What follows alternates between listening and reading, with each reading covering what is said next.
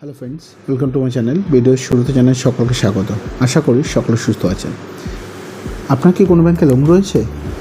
হ্যাঁ, বন্ধন ব্যাংক বা যে কোনো ব্যাংকে যদি লোন থেকে থাকে তাহলে আপনার জন্য রয়েছে একটি সুখবর। কিস্তির জন্য আর জোরাজুরি করা যাবে না। কি রয়েছে চলুন দেখে নেওয়া যাক আজকের এই ভিডিওতে। আশা রাখবো ভিডিওটা শুরু থেকে শেষ পর্যন্ত দেখার জন্য, যাতে টোটাল ইনফরমেশনটা আপনারা পেতে পারেন। বন্ধন ব্যাংকে লোন বা ব্যাংক থেকে ঋণ নিয়েছেন, এক্ষুনি আরবিআই সার্কুলার দেখুন কি রয়েছে নতুন আরবিআই সার্কুলারে।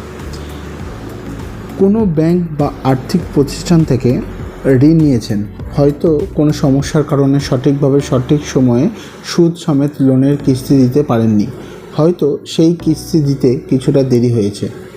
লোনের কিস্তি দিতে দেরি হওয়ার কারণে ব্যাংক বা আর্থিক প্রতিষ্ঠানের তরফে ফোনে হুমকি দেওয়া হচ্ছে, হয়রানি করার চেষ্টা হচ্ছে, কিংবা অনেক সময় দেখা যায় যে লোন রিকভারি এজেন্টের নামে কিছু লোককে পাঠিয়ে ঋণ গ্রহীতাকে হেনস্থা করা হচ্ছে। এই ধরনের ঘটনা আকছার দেখা যায়। তাই যারা ব্যাংক বা আর্থিক প্রতিষ্ঠান থেকে লোন নিয়েছেন তাদের জন্য গুরুত্বপূর্ণ একটি খবর রয়েছে। রিজার্ভ ব্যাংক অফ ইন্ডিয়া তার সার্কুলারে স্পষ্ট করে জানিয়েছেন, এবার থেকে কোনো ব্যাংক বা আর্থিক প্রতিষ্ঠান ঋণ গ্রহীতাকে কোনোভাবে হেনস্থা করতে পারবে না।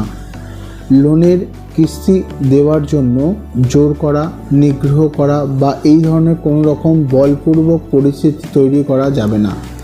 আরবিআইয়ের সার্কুলারে আরও জানানো হয়েছে, কোনো ব্যাংক বা আর্থিক প্রতিষ্ঠানের পক্ষ থেকে আপত্তিকর বার্তা পাঠানো, সোশ্যাল মিডিয়ায় মানহানির মতো কোনো ঘটনা শীঘ্রই বন্ধ হওয়া উচিত। আরবিআই সার্কুলারে আরও বলা হয়েছে যে কোনো ঋণ গ্রহীতাকে সকাল 8টার আগে এবং সন্ধ্যা 7টার পরে ফোন করে ঋণ দেওয়ার জন্য কোনো ধরনের চাপ দেওয়া যাবে না। ঋণ পুনরুদ্ধারের নামে কোনো গ্রাহককে মৌখিক বা শারীরিকভাবে আঘাত করা যাবে না। এক্ষেত্রে গ্রাহকদের কাছ থেকে কোনো রকম অভিযোগ থাকলে তার বিরুদ্ধে কড়া পদক্ষেপ নেওয়া হবে। জোর করে কোনো গ্রাহকের কাছ থেকেই কোনো ব্যাংক বা আর্থিক প্রতিষ্ঠান লোন আদায় করতে পারবে না। আরবিআইয়ের এই সার্কুলার সমস্ত বাণিজ্যিক ব্যাংক, নন ব্যাংকিং আর্থিক সংস্থা, সর্বভারতীয় আর্থিক সংস্থা এবং সমবায় ব্যাংকগুলির ক্ষেত্রে প্রযোজ্য।